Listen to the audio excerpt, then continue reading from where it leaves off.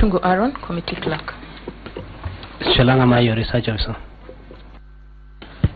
Winnie Kulei, Research Officer. Side Wako, Sergeant at Arms. Yours is failing. Collins Mahamba, recording the proceedings. All right, Auditor General. Rafael Mugai Kame, Parliamentary Liaison Officer. Geoffrey Mutari, National Treasury Liaison Officer. Reverend Kimathi Kwiriga, Accountant, National Treasury. Thank you. Engineer Mangiti, please introduce yourself. Thank you very much, Honorable Chair and honorable members of this committee. My name is Peter Mangiti, former PS Planning in the Ministry of Devolution and Planning, and with me is my aide, Lawrence Wamboa. Who is Lawrence Wamboa? He's a personal assistant to me. His personal assistant? Yes. Why can't you please introduce yourself, Lawrence? My name is the mic. Put on the mic. Put on the mic. My name is Lawrence Wamboa, personal assistant to Peter Mangiti. Okay. So, Engineer Mangiti, welcome to Parliament. This is a continuation of our investigation, the special audit report of the Auditor General on the accounts of the National Youth Service. And before we proceed, I want to just bring you up to speed with the governing laws.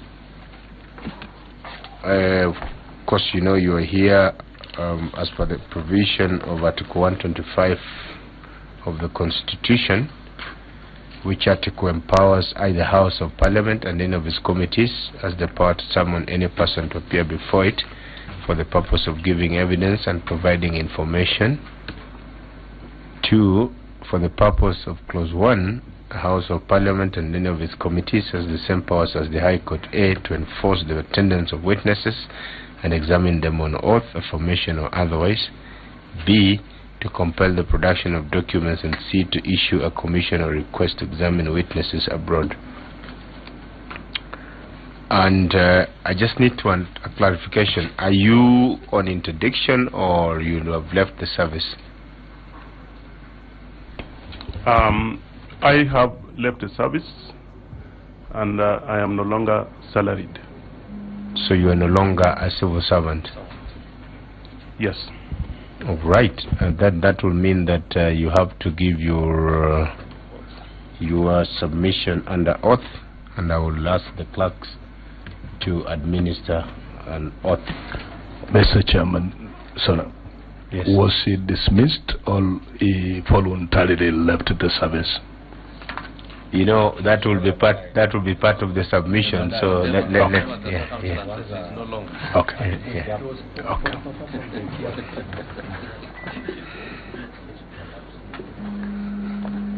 Engineer Mangiti, I believe, unless you changed recently, I believe you subscribe to the Christian faith. Yes, I do. So we'll administer using the Bible. Put on the mic. Put on the mic, please.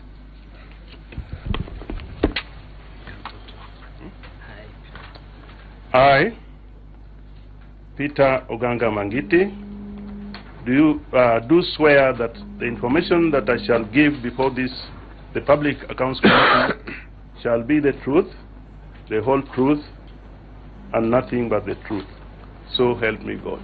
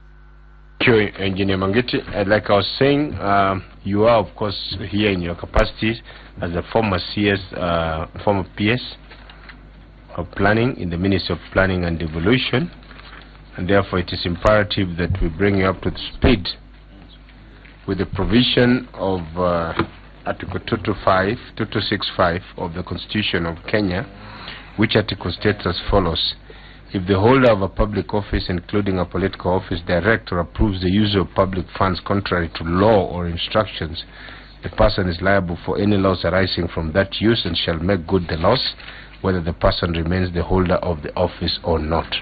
I think that is clear, and you understand that. So that is really the provisions of the principal law, the Constitution, that governs these proceedings. Then, of course, the issues we are looking at, and looking at the deliberations that we have been talking about, border on the National Youth Service.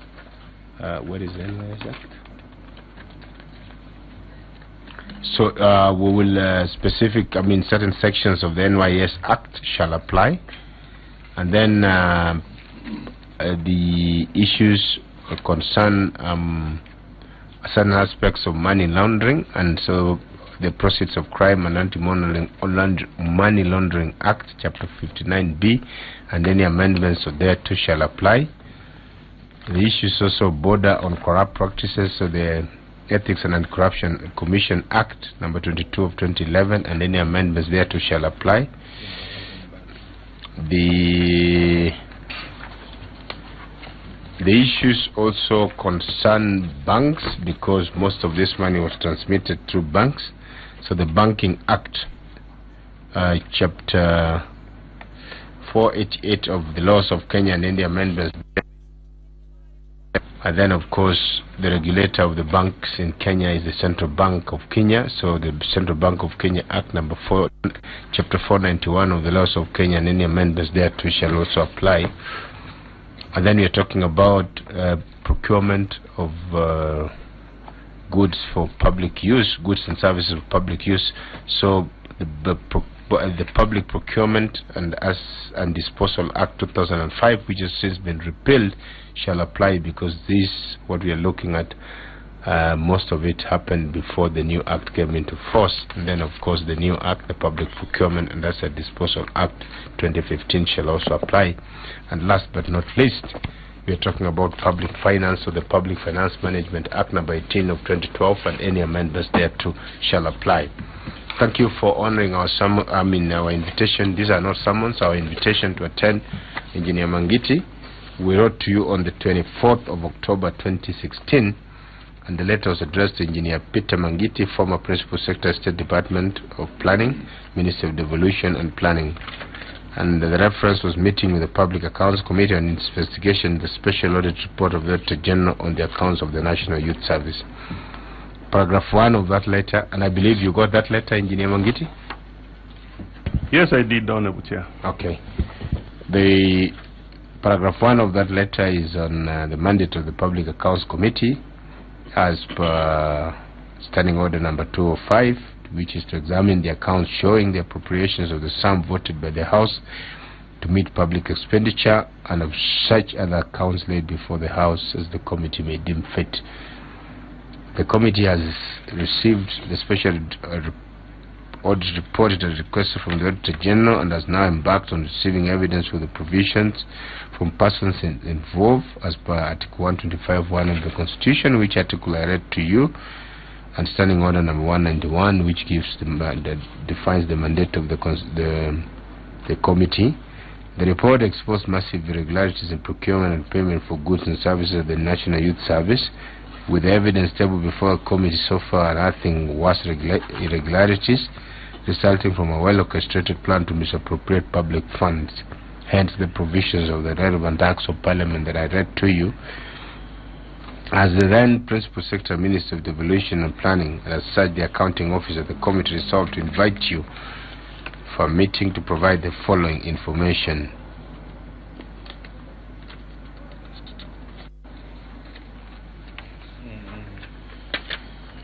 I will ask the questions that in the letter we sent you, and supplementary questions. The letter you have, the supplementary ones, you will probably need to note them down.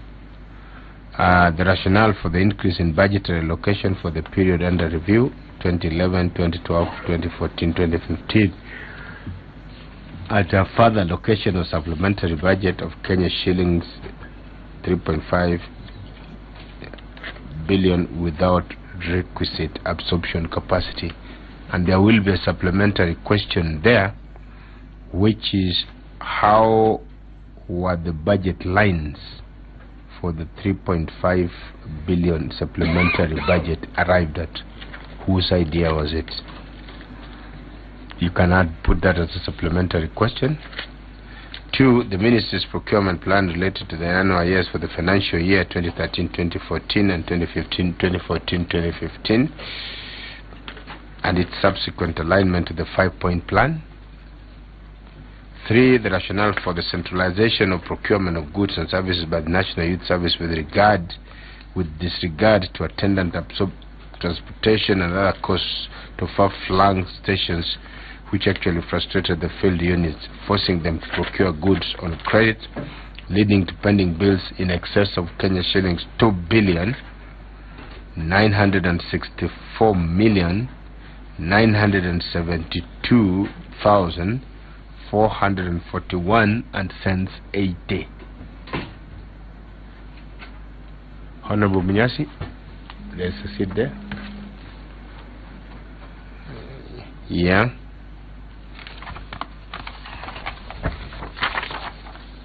Circumstances of the controversial transfer of Mr. Jester Rugut as Director General from the NYS and his replacement with Dr. Nelson Githinji, including the use of a private entity, the Consulting House Limited, to recruit the latter. 5, systematic accelerated deployment of an officer with numerous disciplinary cases, Mr. Adan Arake, to the non-existent position of quote-unquote Senior Deputy Director, a position which the Public Service Commission did not approve. And the Public Service Commission has been here before us, and they said they categorically refused to approve the creation of the position of Senior Deputy Director of the National Youth Service. 6, reasons for the revocation of the appointment of Dr. Nelson Githinji as the AIE holder and replacement with Mr. Adan Jiharake as the alternate AIE holder and as substantive and subsequently as the substantive AIE holder. In other words, why was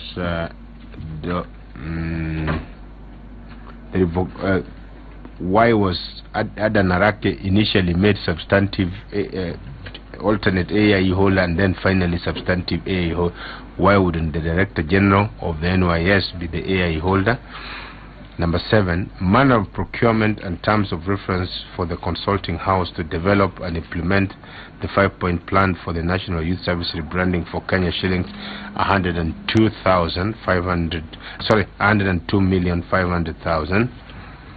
D, circumstances which led to the overpayment of the Kenya shillings 12.5 million to the Consulting House by use of a copy of invoice.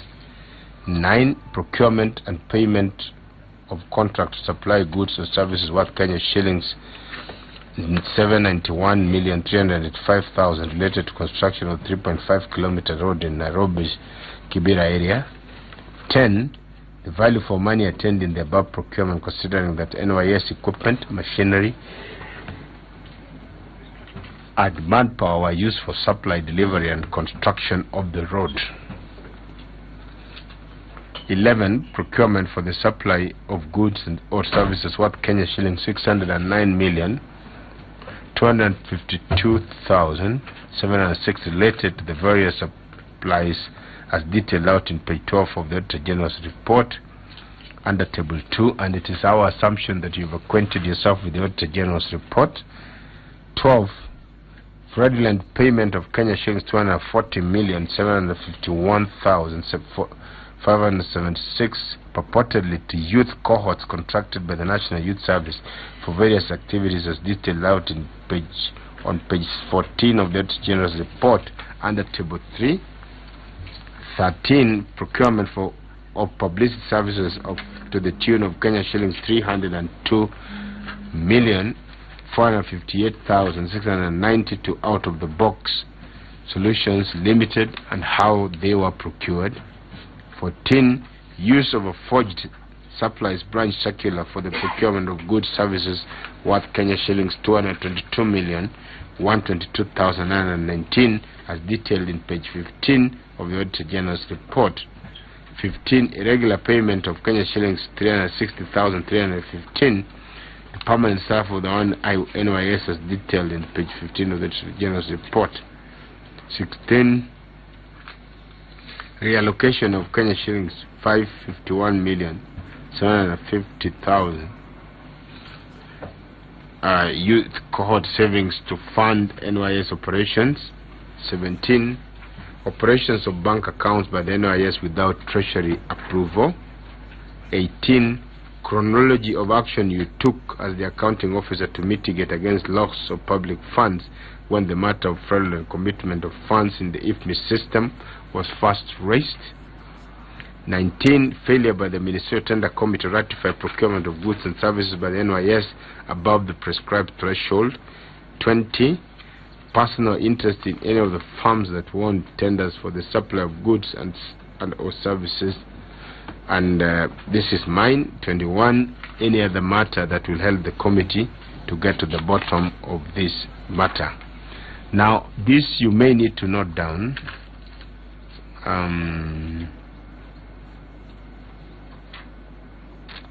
These are supplementary questions. There are quite a number. As the accounting officer, how was the Ministry of Devolution and Planning structured in terms of administration and financial reporting? As the accounting officer, how was the Ministry of Devolution and Planning structured in terms of administration and financial reporting?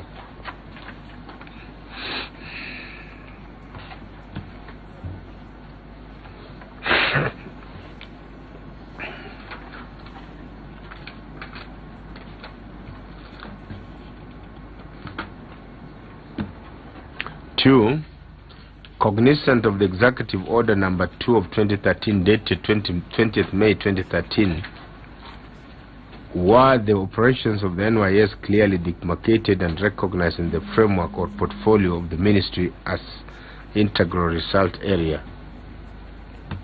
Cognizant of the Executive Order Number 2 of 2013 dated 20th May 2013, were the operations of the National Youth Service clearly demarcated and recognized in the framework or portfolio of the Ministry as integral results area? 3. I think that I've done the decentralization of goods and services.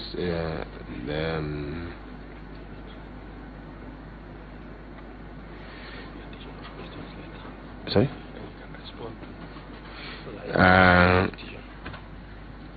Then number 4, the NYS rebranding and re-engineering through the youth-focused activities following the decree. And this is important, Engineer Mangiti. The NYS rebranding and re-engineering through the youth-focused activities followed a presidential decree. How best do you think this program achieved its intended results, if any?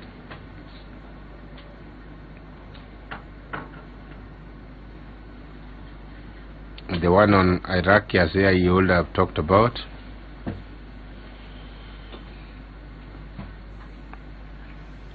This one I'd also asked as a supplementary question, but I will now expand it.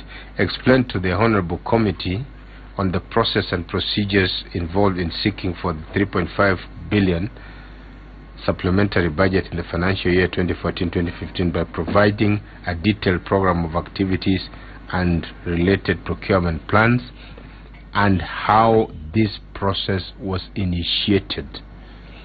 Explain to this Honorable Committee on the process and procedures involved in seeking for the 3.5 billion supplementary budget in the financial year 2014-2015 by providing a detailed program of activities and related procurement plans.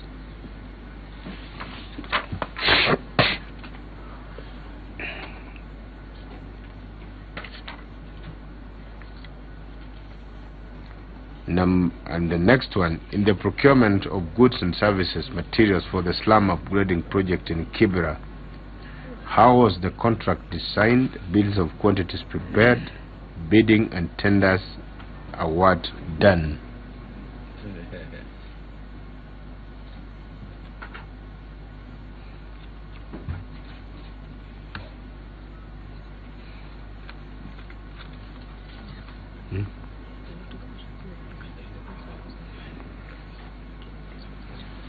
We are almost there.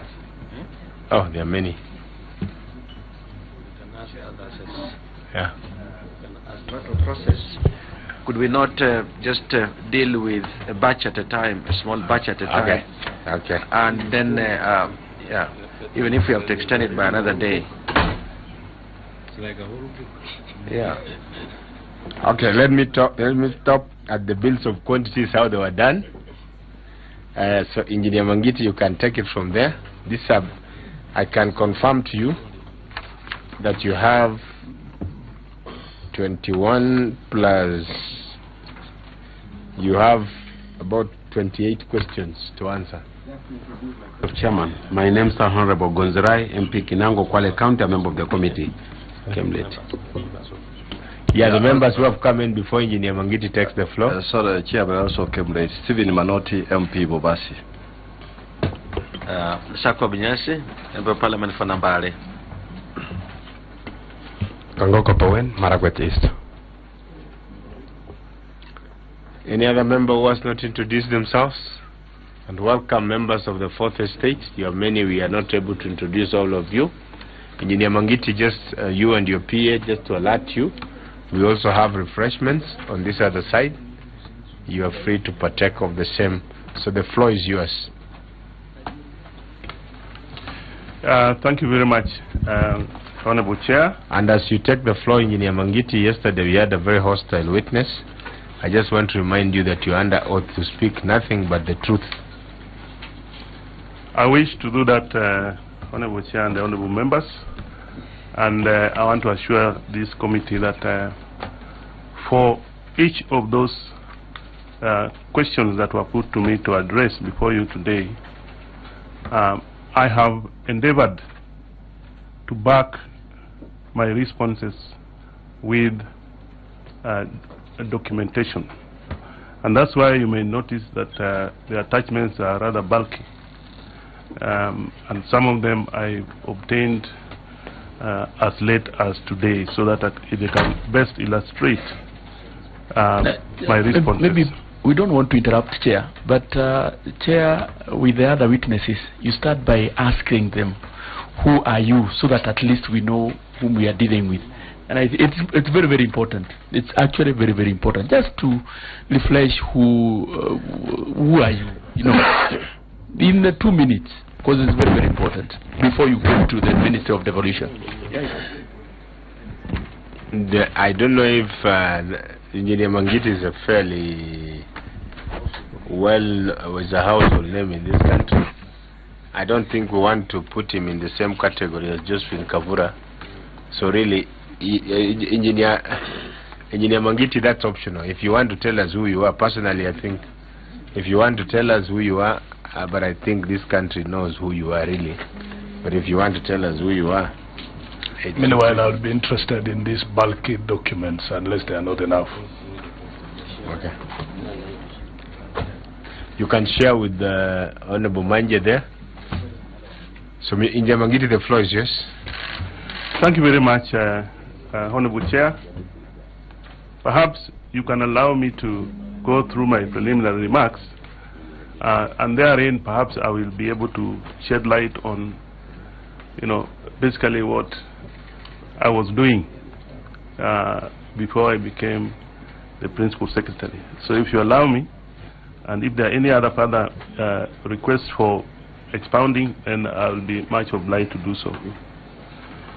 Honorable Chair and honorable members of this committee, I really wish to register my deep appreciation that you have given, you have accorded to me this opportunity to appear before you on this matter of great national interest to Kenyans. And as you all know, it has maintained their interest for over a year now, and perhaps that explains why some of us are household names. At a personal level, it has impacted on my life and that of my family, and I would dare say my friends, in a very profound way. And I may perhaps just to mention that as I was waiting to come before this committee out there, I was brought to tears by the messages that I got on my phone from friends, some who I've not talked with for a long time. It is worth noting that the nature of those messages, are they supportive? What were they? They are very encouraging messages. Okay. Okay. It is worth noting that I've maintained my silence on this matter since it came to the public domain, of course acquiring several evolving versions. This silence is born out of my socialization in the public service, where I served for over 28 years, and my undying faith in the capacity of the national oversight organs and institutions charged with delivery of justice to execute their mandates in a fair, just, and expeditious manner. Therefore, even though I am before a court of law as an accused person, I appear before this committee to do my national duty of facilitating its oversight role by shedding light on matters that have been addressed to me through the letter that Honorable Chair has read, and of course other matters that he has also brought up that I will attempt to also address, even though from some of those questions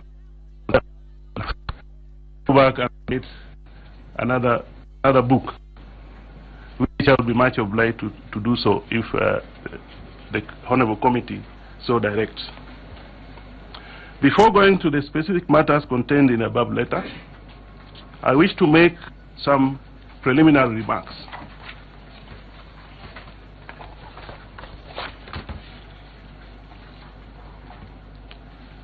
One, the NYS Youth Empowerment Program of government was a noble and potential game changer on empowerment of youth in this country. And as a person who was part and parcel of this implementation, I endeavored to enthusiastically contribute to the realization of this dream. Members of this committee and Kenyans may wish to know that I almost paid the ultimate price one day in Kibera when I fell into a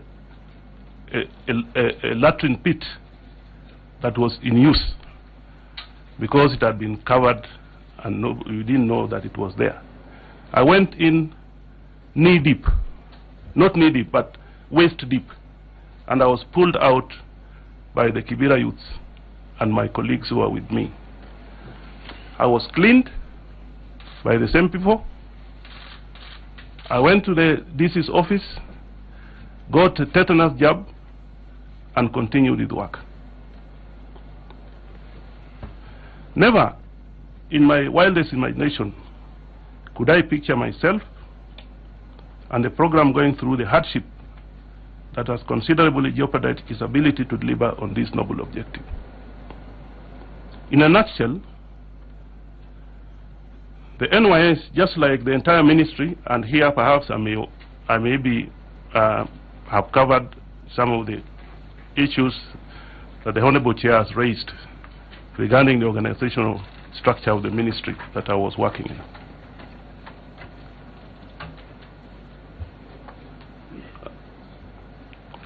The NYS suffered from systematic sabotaging of the organizational structure and reporting lines that emanated from the leadership style at the ministry from the onset. It is therefore my belief that the failures, including fraud, that have bedeviled the institution was as a result of this leadership style and vested personal interests. In relation to this, I recall the following. The consulting house was headhunted by the Cabinet Secretary, Anway Guru, who was the CS, and throughout the assignment, they were under strict instructions not to report, to report only to the Cabinet Secretary and her retinue of advisors on matters restructuring of NYS.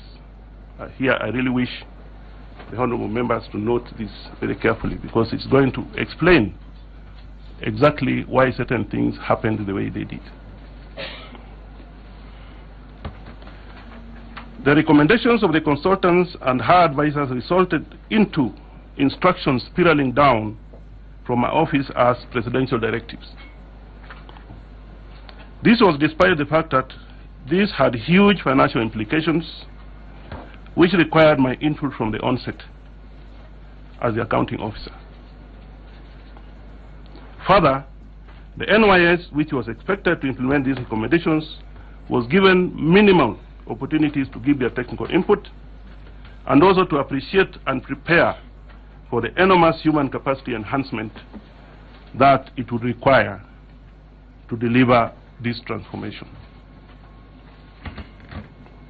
B, for the Youth Empowerment Program, starting with Kibera, the Cabinet Secretary deployed personal advisors in our office to supervise the implementation of works, including instructions to senior NYS personnel on procurement and technical matters. The end result was a parallel structure where regular ministry and NYS staff would be subjected to tirades by the Cabinet Secretary based on the reporting by these advisors who had effectively taken over the implementation of the program. The Cabinet Secretary scaled down their participation, I'm talking about the advisors, from around April-May 2015, and directed me to deploy economists to the program when signs of trouble began to emerge. Even though I appreciated the challenging environment in which they worked, I was forced to constantly warn my officers during staff meetings and other meetings, that program review meetings, against abdicating their responsibilities by taking instructions and making decisions under the influence of these so-called advisors. C, the Cabinet Secretary created a parallel reporting and command structure, and here I think this will explain perhaps some of the questions you've asked me, whereby she frequently preferred to use Mr. Hassan Nur, who would in turn come to inform me about her instructions. I raised the matter severally with her, and instead of appreciating it and realizing that such an approach was detrimental to the realization of the ministry's agenda, she isolated me even further. The following instances illustrate this matter. The consultancy for sensitization of the 30% access to women, youth and people with disability, whereby the requisition, which is in attachment A, came directly from the Cabinet Secretary's office instead of the relevant user department. While the requisition was addressed to my office, it was directly dispatched to Nur for action. I think that is a separate question that I will answer in the subsequent. I will expound on the subsequent parts of this presentation. Heads of departments and in accounts and procurement were instructed by the CS not to work under my supervision, but to report directly to Hassan Nur, since in our opinion had become difficult. Those who defied this directive were victimized. Whenever I directed procurement unit and advised the Ministerial Tender Committee to do their work properly, she would know instantly and call me with accusations of sabotaging the government agenda. Examples of tenders which I raised queries on, and for which on each occasion she would subject me to verbal humiliation in the presence of Nur and her advisors, were: tender for construction of NYS camps in slums, it is in attachment B. 2, tenders for counties devolution capacity building, attachment C, whereas the tender for construction of NYS camps in the slums had inadequate documentation that would enable me to sign the award letter as the accounting officer, I demanded for these documents and they were provided. It's only then did I sign the award letter. On procurement, I was concerned at the quality of some decisions coming out of the Ministerial Tender Committee, and in February 2015, I wrote a strong circular, that is in attachment D. I want to just ask for your indulgence. That attachment, in some of the documents, the bunches, the second page is missing, but a good number of them, the second page is there. So perhaps it was just a problem of putting the documents together. I wrote this to the members of the committee, reminding them of their duties and responsibilities with emphasis on adherence to the procurement laws and regulations without exceptions. When she received her copy of the circular, she was furious and called me to say that the circular was not necessary and that I should withdraw it. I refused to do so and reminded the CEO this was my duty as the accounting officer. Members of the committee, the honorable members, I'd like to indulge you on this particular issue with regard to the functions of the accounting officer. I don't know whether now the law has changed with regard to procurement. The accounting officer's role was severely limited in a sense that I could only look at the documents that have given rise to the procurement process up to the time the award letter is given, so that I am satisfied that the due procurement process has been followed. It's only very exceptional, in a very exceptional circumstance, when I knew that something would not have been right, that I would raise an issue. But ordinarily, it would be very difficult in ordinary circumstances for the accounting officer to know whether, if all the documentation is brought to you and it's all right, whether there are some underlying issues there that your officers have done, and in any case, they would not let you know that easily. So it's dependent on, my vigilance as the accounting officer to go through those documents, and it would be appreciated that normally in a ministry like the Ministry of Devolution and Planning, these were many, many documents. Secondly, on the role of the accounting officer in IFMIS. That now goes to the second level of the procurement process. We have a situation, of course, and I raised this matter severally with my colleagues, with Treasury, whenever we were having PSS meetings, that I am given a letter as the accounting officer, but I have absolutely no role in IFMIS. So if those fellows below you decide to be funny, you would have really to work like 24 hours to check each and every thing. In any case, for payments, there's nowhere where the PS is given a slot to either say approved or not. Your work is basically just you have to trust that the institutions and the systems that have been put there, and of course with the supervision of the National Treasury, are working and working well. So that is one area that for me I found very difficult in terms of how IFMIS was structured.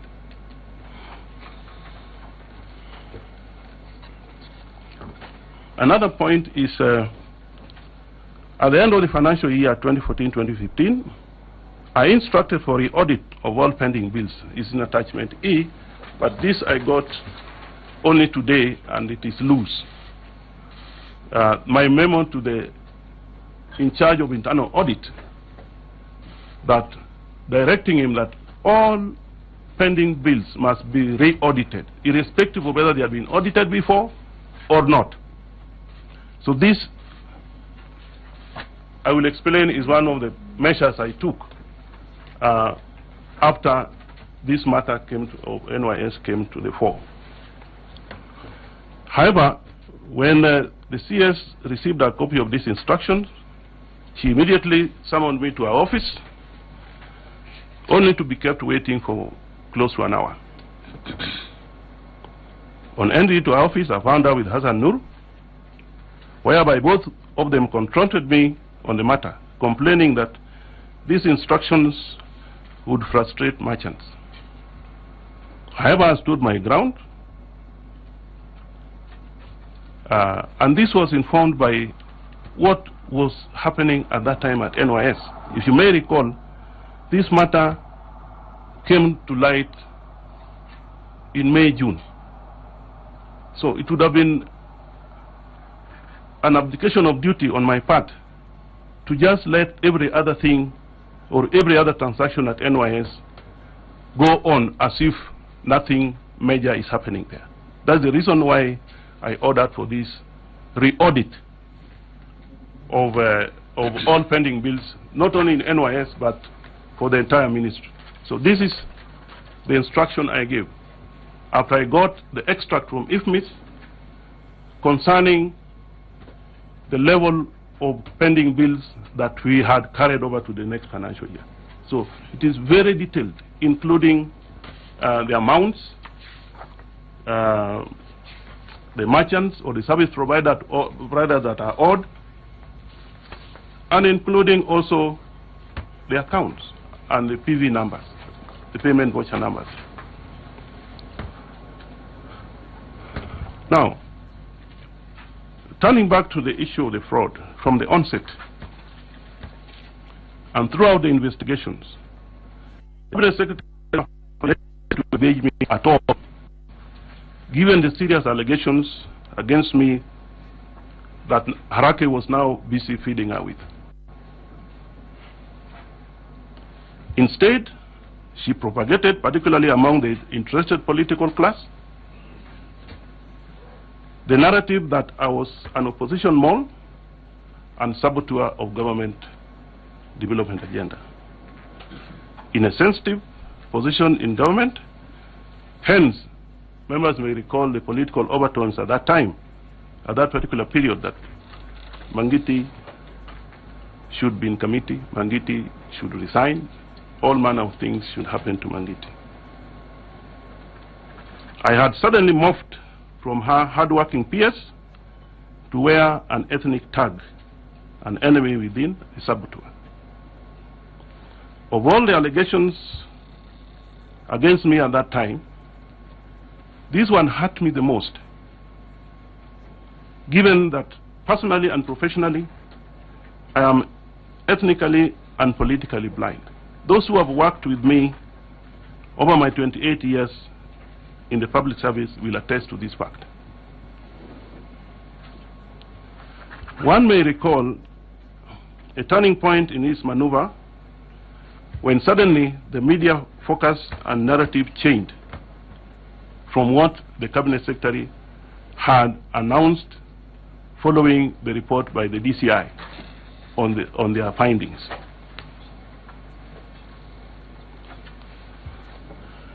And their findings, the report recommended for the prosecution of Harake, among others, for fraud. The fact of the matter was that this narrative was taken personally by the Cabinet Secretary. She took personal control of the narrative of the so-called news aspects, of which, of course, I was one now, by packaging and distributing a frame-up of an analytical material. I call it a frame-up because, honorable members, you may go through it at your time. It's a lengthy one. It's in attachment F, where it is mere conjecture and supposition, and if you read it closely, it will tell you this was the beginning of a frame-up.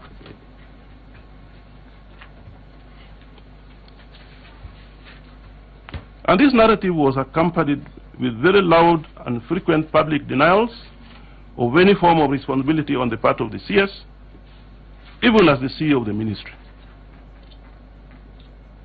amid chants of, I am not the accounting officer, I am not the accounting officer. Soon after, I was hurriedly charged in court without due process. I was taken to court even before I was processed, before my fingerprints were taken. Harake's name suddenly went missing from the charge sheet. One can only conclude that retaining his name in the charge sheet would have exposed and implicated the protectors who had propelled him into NYS. Anyhow, with the benefit of history, I now realized that it was then that the profiling had now reached another level, and it was just a matter of time before I was hounded out. Number two, over my 28 years of service, I rose through the ranks to assume fiduciary responsibilities without any cases of questionable integrity on my part.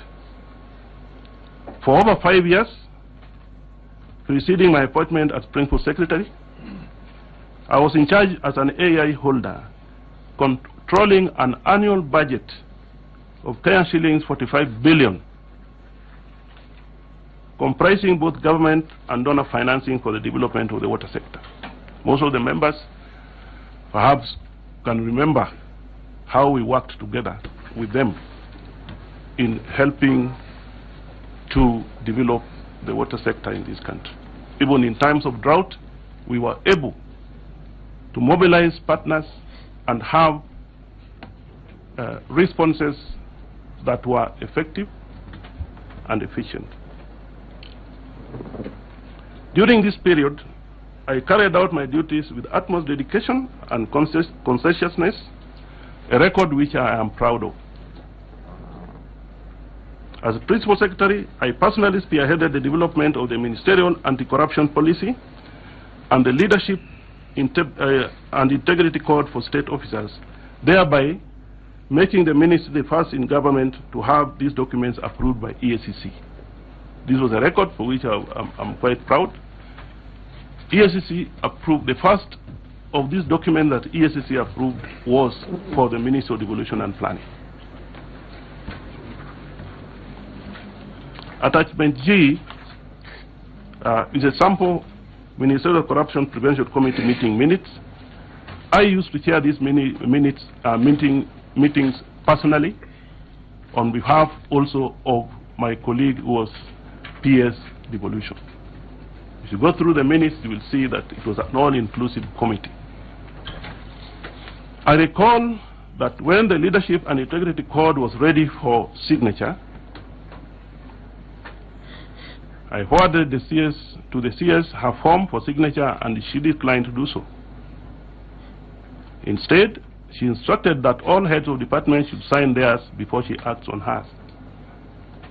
This was despite my explanation that the requirement was exclusively for state officer, for which she was one, myself, and my colleague in the State Department of Devolution. To my knowledge, she did not sign that code.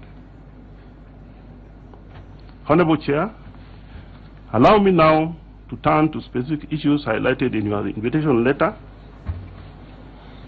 which the Chair has once more read to me. 1. The rationale for increase of budgetary allocation and further allocation of supplementary budget. The basis for the increase in the budgetary allocation to the National Youth Service during the period under review was the government's youth transformation and empowerment agenda, which National Youth Service was now expected to spearhead.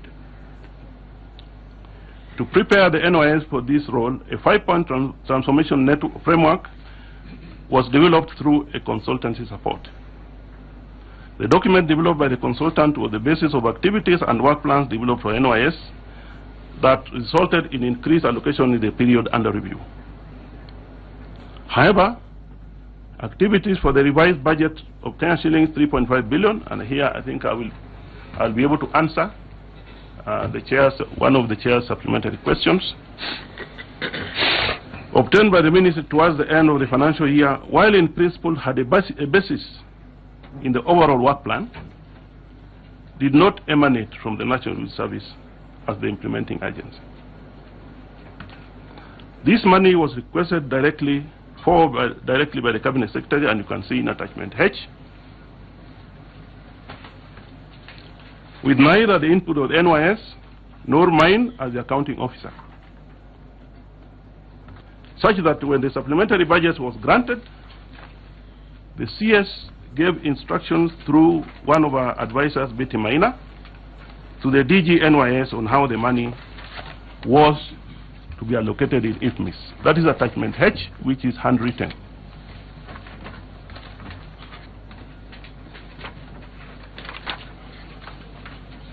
It must be noted that on matters NYS, the CS exercised direct control and also through advisors. Just a clarification, engineer. Whose handwriting is this? That handwriting is of Betty Maina. This is Betty Maina, as I've said there, it was one of our advisors. Yes. Chairman, through you, just as a clarification on that, was Betty Maina an employee of the ministry? Was she in the payroll of the ministry? Because we've had this name many times, and I would like to know whether this lady was an employee of the ministry. Was she in the payroll? Betty Maina was an advisor to the Cabinet Secretary. In that sense, let me explain. UNDP and other UN agencies have been for a long time supporting the planning functions in national government. And part of that support is what we call technical support.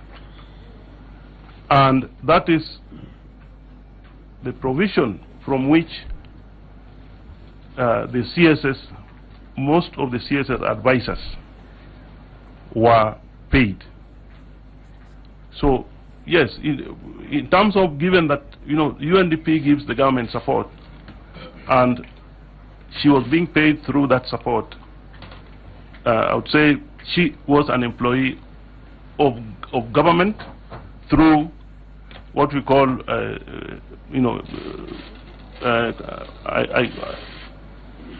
there are different terminologies, those temporary consultancy services, as it were.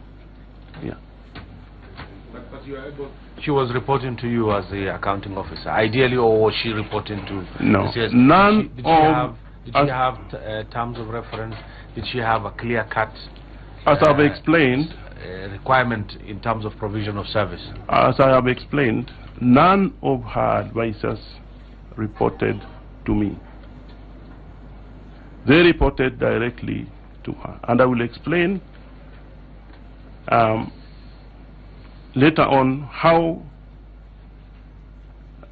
this impacted on the works in Kibera and other areas. And I think I've also alluded to it, that they took control of the works, supervision of the works in Kibera and other places. And when, I think, maybe I can refer you back to paragraph, is a paragraph. All right. Continue. So I will be able to expound. Come back to that. Yeah, we can come back to that.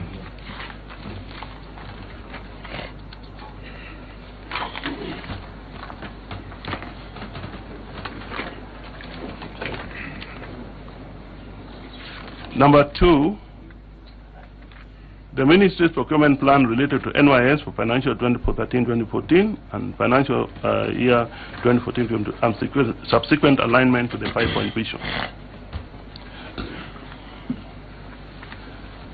Here I will want to describe how we prepared the annual work plans. In line with the requirements of Treasury and as a cabinet directive, the ministry prepared annual work plans and procurement plans from the program, what we call the program-based budget appropriated by National Treasury. I think honorable members are very familiar with this, those who are members of the budget committee, that each ministry or department delivers its agenda through programs. Under the National Youth Service, under the State Department of Planning, National Youth Service fell under what we call women and youth empowerment initiatives. So that is where NYS was put under. The work plan and procurement plans were prepared by the respective departments in line with their locations and program targets, consolidated by procurement unit and reviewed by the State Department before my signature. Thereafter, the State Department would forward it to the Cabinet Secretary, through the Cabinet Secretary for endorsement before loading it to IFMIS to trigger the release of funds from the National Treasury. I recall, and I believe that this is still the case, each State Department cannot, at the beginning of the financial year, cannot access any funds until they have loaded a cabinet-approved procurement plan into IFMIS so that they can match. And I believe that is still a requirement that is followed, and that's what we followed.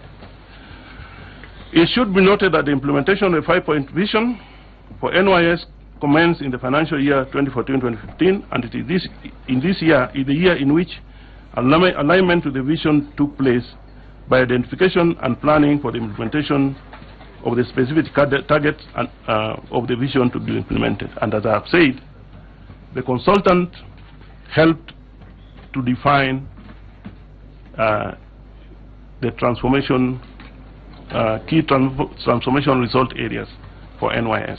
And out of that, activities were pulled out for each financial year. The activities were aligned to budget and hence resulted in the procurement plans. So, yes, there was alignment of the procurement plans, alignment of the 5-point vision to the procurement plan as far as the program for NYS was concerned. Number 3, the rationale for centralization of procurement and NYS. From my point of view, as the accounting officer and as a technical person, I did not find it prudent to centralize procurement given the structures and activities of NYS, where the main activities and populations of the service are, for the most part, in far-flung areas. This was a directive given by the Cabinet Secretary to the DG NYS, citing an executive decision that had no authority to question. Number 4, circumstances of transfer of Japta Rugut as DG NYS.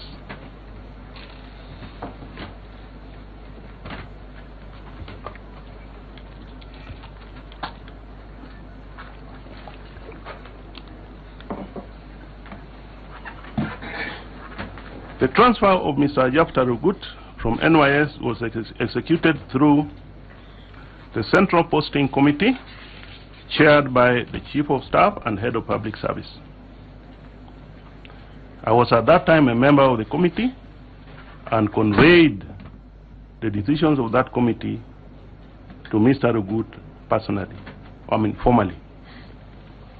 However, prior to that, I had called him to my office, and in keeping with public service decorum, I informed him on what was in the offing and prepared him for it as best as I could. This happened when the consulting house consultants were already on board.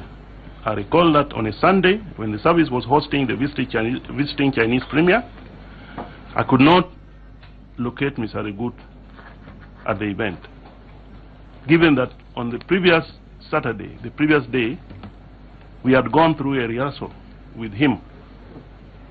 And one of the things I told him on that Friday when I broke the news to him was that I would like that he carries out that assignment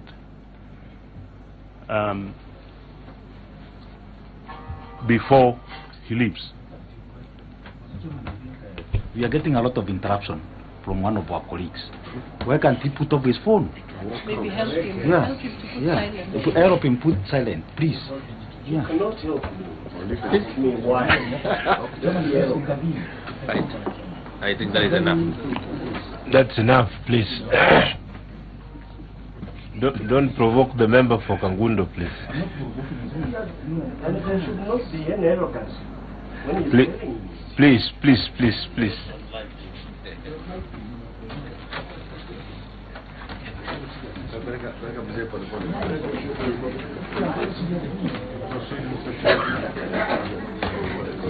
Proceed. Yeah, I was saying, the Friday preceding the visit to the service by the Chinese premier, that evening when I called him and broke the news to him, he asked me what he should do now, given that on Sunday we have an important state guest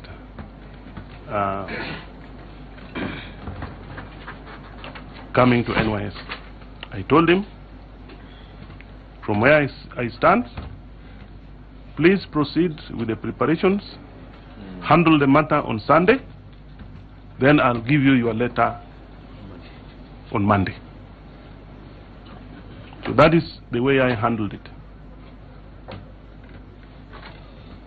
So that Sunday when I couldn't find Rugut, I called him. I asked him, where are you? He said, I have been advised not to appear there.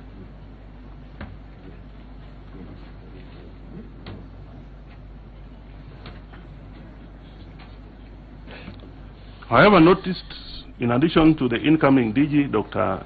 Githinji, the presence of Mutai Ngunyi of Consulting House.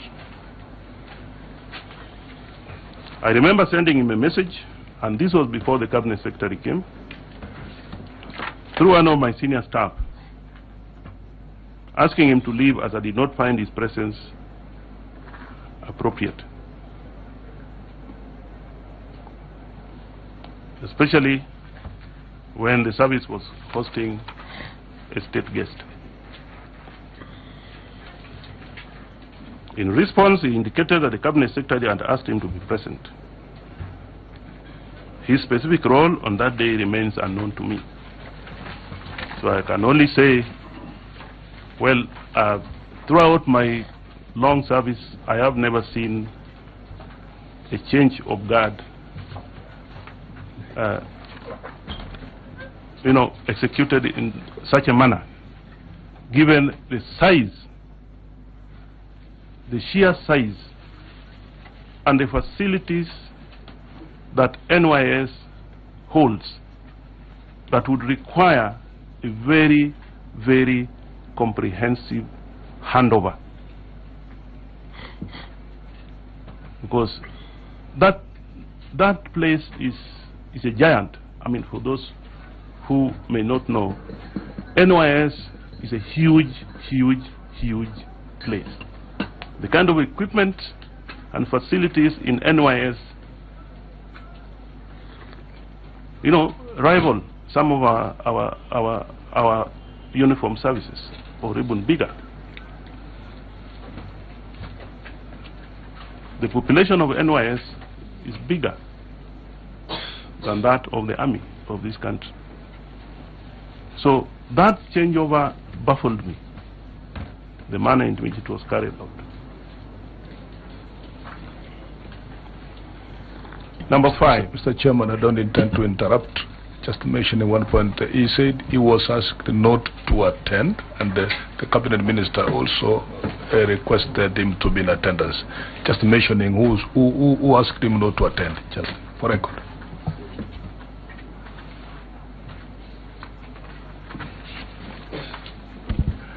Perhaps, Honorable Chair, here I'm talking about two different people. Rugut, when I called him to come, he told me he had been asked not to attend that ceremony. Now... But the person you SMS'd is Kitinji. No. The SMS... No. Okay, explain. No, I think you're making a mistake.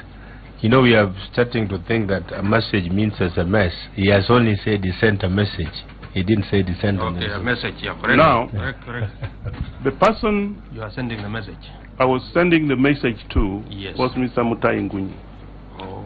Yeah, because as a senior government official who knows certain protocols, correct, I did not find the presence of Mutai Ngunyi appropriate in that meeting. So it is him who replied through the person I had sent to him that he had been told to be present by the cabinet secretary. So I hope that clears it. Just a quick one, no, just a quick one, engineer. When the cabinet secretary finally appeared, because I believe when you're sending a message to Mutai Ngunyi, the cabinet secretary was not yet there. Yes. Did you verify with her if indeed it was her who had asked Mutai Ngunyi to be there?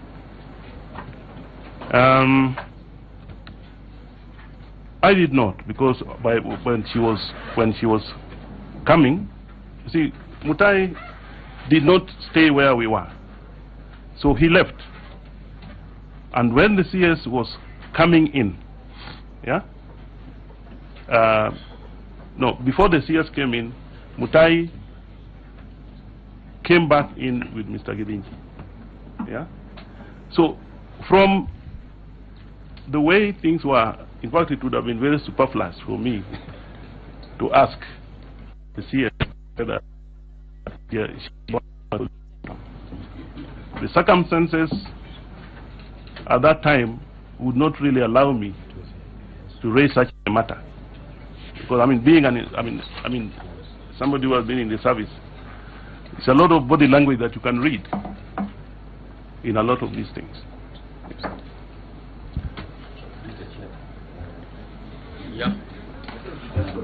I think I would request that we let him continue, because we've also had submissions from Mr. Rugut, some of which tie with what you're saying, some of which do not tie with what you're saying. But just continue. Honorable Bugeni, I just beg you to, we let him continue.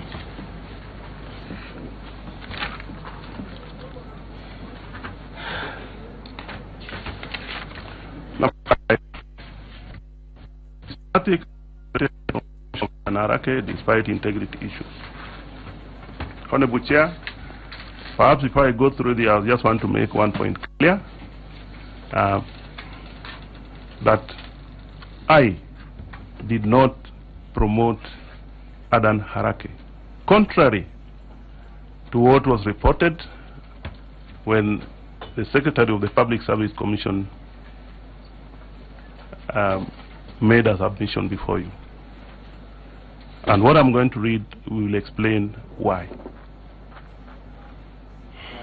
That is interesting, engineer, because before us is, and we'll show you that letter. I think it will be, we'll pick it. There's a letter which was presented by the Secretary to the Public Service Commission, Alice Otwala, when she appeared here. And your praise for Adan Harake, actually, my comment was that it appeared musical. It was like you are composing a song for him. And we will read you that letter, and you confirm if it came from you. I'm aware of it, Honorable Chair, and that's why I am saying, yes, allow me to proceed to explain. Okay. And what and the lyrical tone of that letter, you could also explain what. Yes. Yes, I will explain. Okay. Before you do that, I think new members have come in. Honorable Chair, have you introduced yourself? I'm Alice Chai, MP Nyamira County, member of the committee.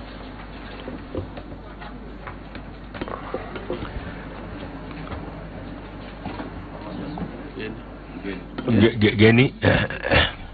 Charles Geni, MP North Mogrango, member of this committee. Oscar Sudi, member of Kapsaret constituency, friend of the committee. Welcome, friend of the committee. Chengo Katala Maweo, member of parliament, Kangundu constituency. Sorry, Chair, for the interruption. No problem. You are protected, Honorable Maweo. Carry on, engineer. Systematic accelerated promotion of Adan Harake despite integrity issues. Adan Harake was headhunted by the CS Anwar Guru with the assistance of Hassan Noor, who was the Director of Administration in the ministry. He was brought into the ministry through the Central Posting Committee under the chairmanship of the Chief of Staff and Head of Public Service, Mr. Joseph Kinywa.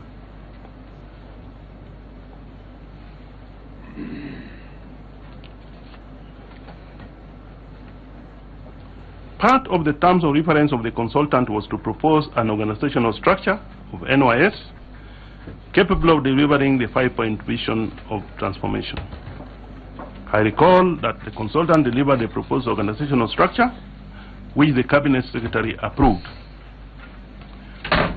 It is within this proposed structure that the Cabinet Secretary deployed Harake to act as Senior Deputy Secretary General in charge of Finance, Administration and Programs. I want to clarify here that the letter deploying Harake was signed by me, but it had a basis in, one, the new organizational structure that the consulting house had proposed and had been approved by the Cabinet Secretary. Two, the Cabinet Secretary herself, having brought in Harake with the express intention of deploying him to NYS, asked me to sign a deployment letter. So those two are the basis upon which Harake went to NYS under my signature. How did she ask you? Verbally, by a memo? There are minutes which I could not be able to obtain because of obvious limitations. But you look at the background. How does Harake come in? He comes in through a process that is approved by my superiors with the sole intention that he would be deployed to NYS. So mine was a formality process in the whole chain, if you look at it. Okay?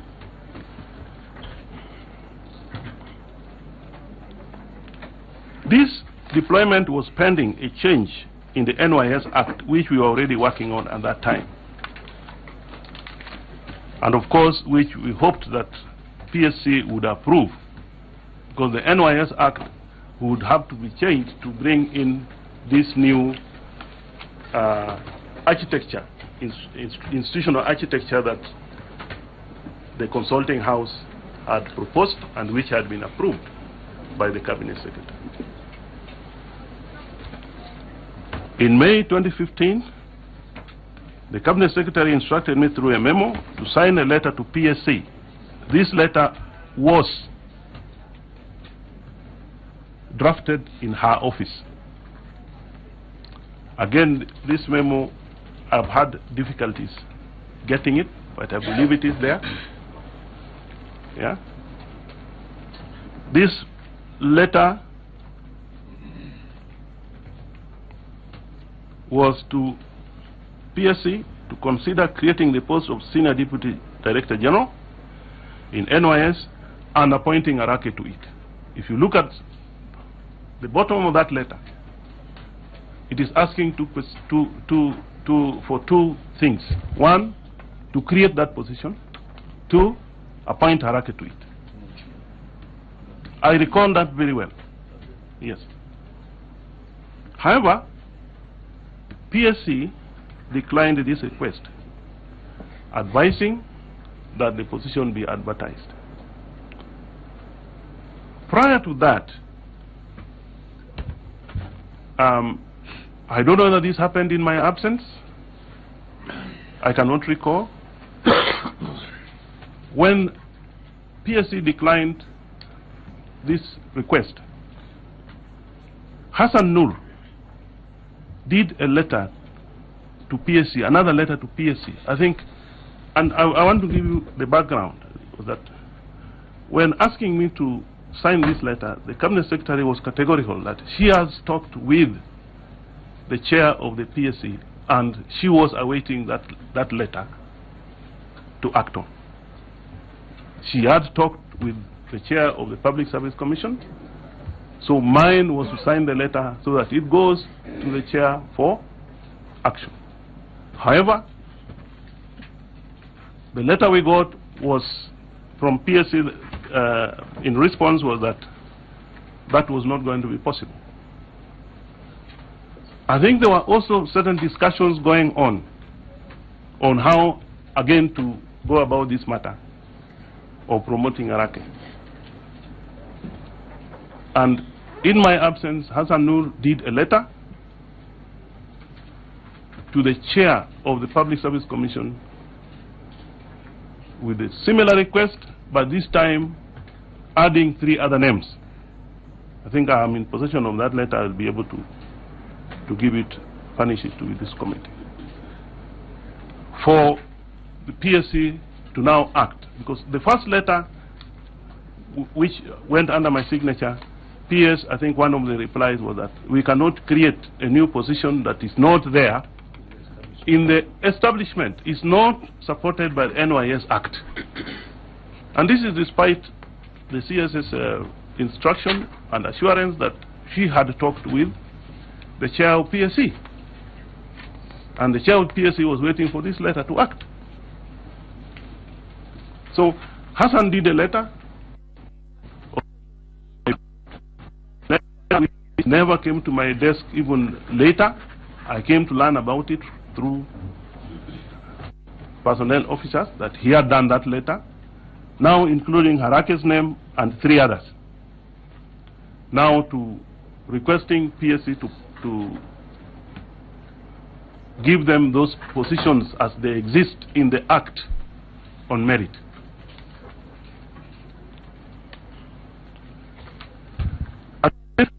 PSC declined and said, no, these are competitive positions, you must advertise. So the CS instructed me to prepare indents.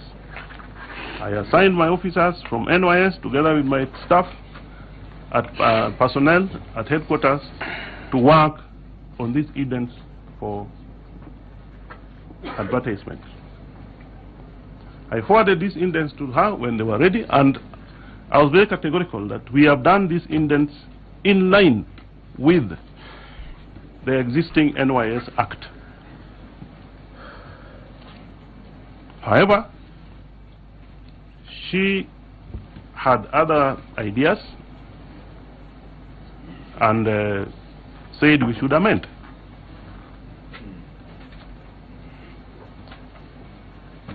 We were finding it very difficult to amend,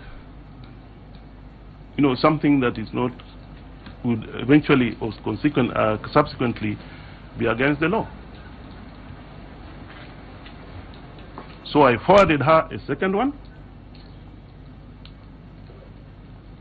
with some amendments, but not touching on the provisions, not offending the provisions of the existing NYS Act. So The next thing that happened, I got a copy of a letter that he signed to the Public Service Commission chair, forwarding certain indents.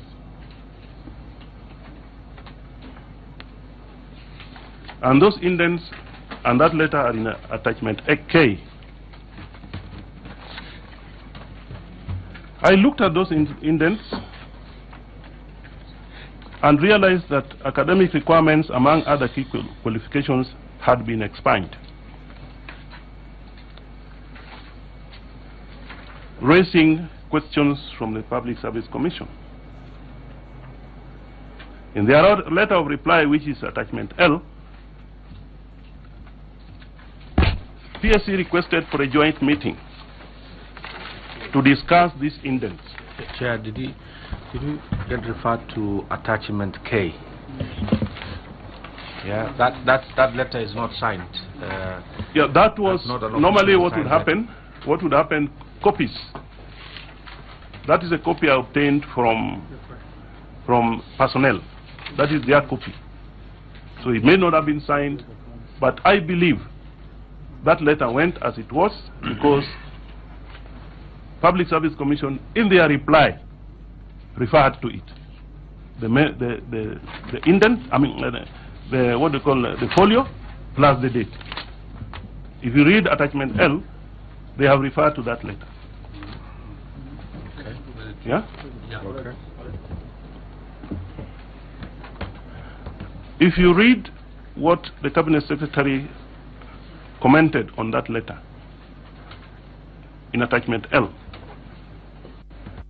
she directed that I seek her guidance before I attend that meeting with my officers. But, hold on. You know, this is out of record.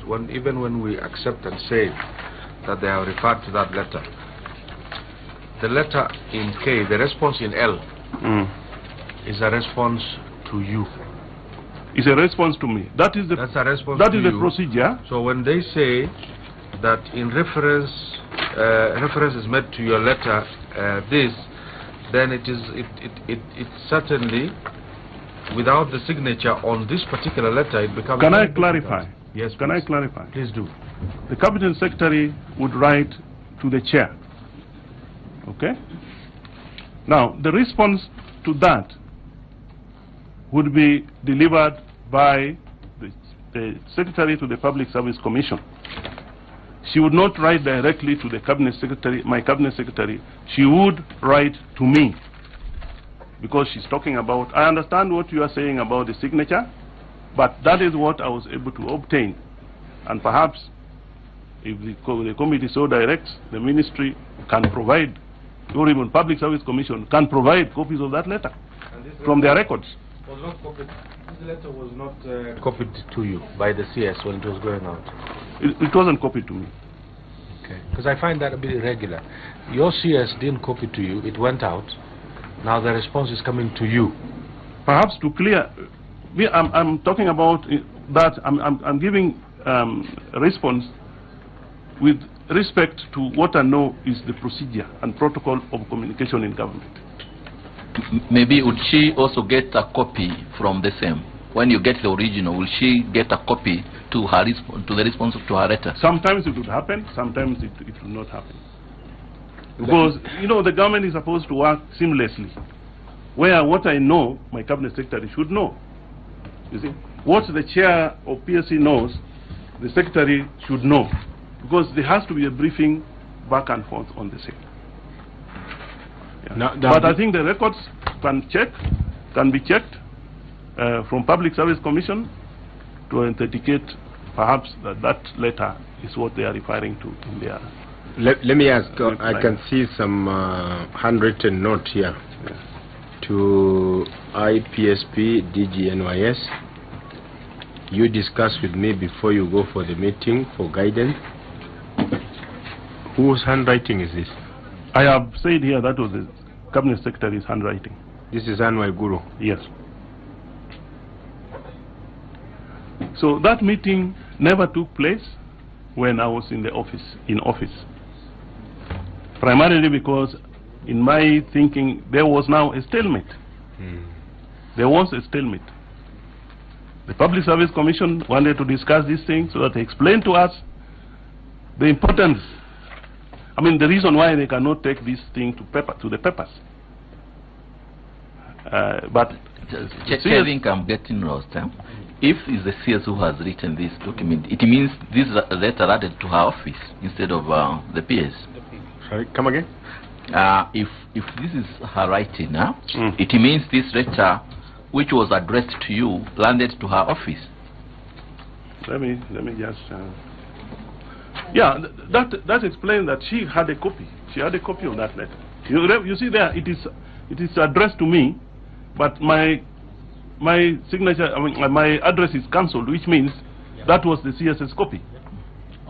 So yeah, the CS's copy. That was her copy, against which she gave me those instructions. Yeah.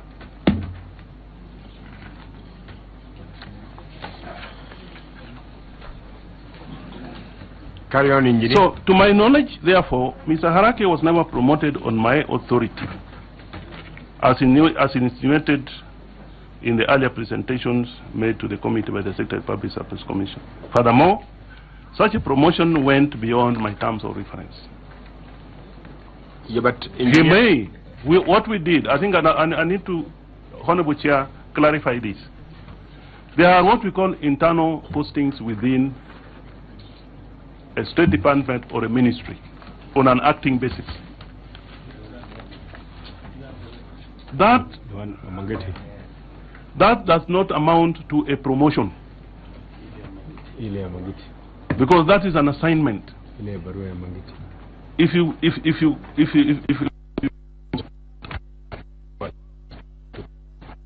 perhaps this honorable committee should ask Harake whether what his salary was. I will tell you confidently, his salary was still pegged under Job Group Q, Deputy Secretary, all the duration that he was there. Because if we had promoted him and he was enjoying the higher salary, why would there be all these frantic efforts to have been promoted through PSC? So he was, in terms of now what we call the IPPD, never promoted. He was assigned duties.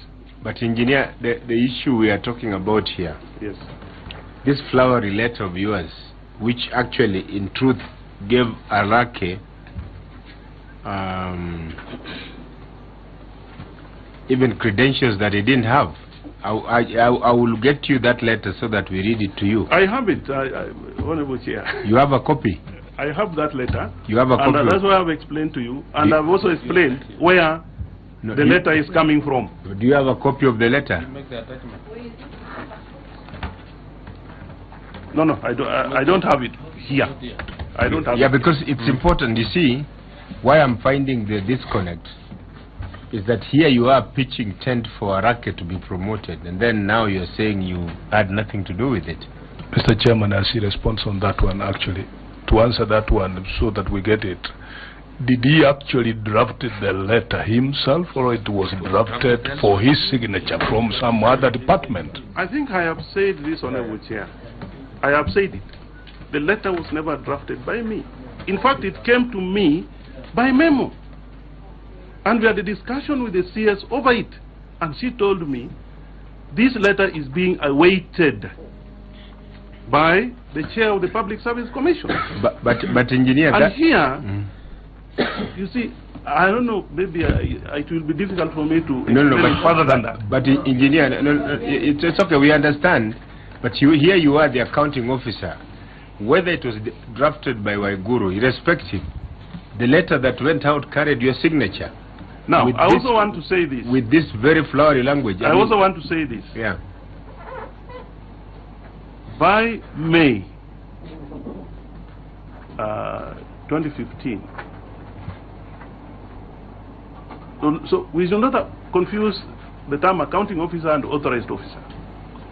By May 2015, the delegated responsibilities with regard to personnel had been given to cabinet secretaries.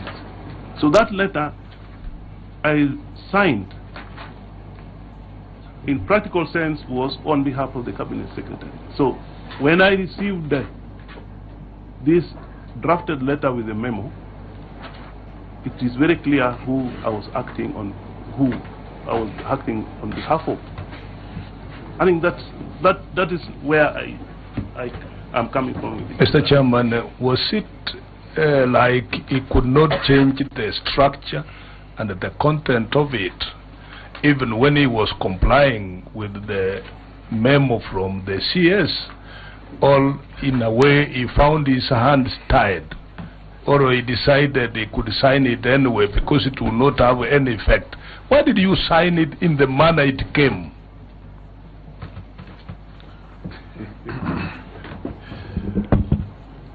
I think I've explained that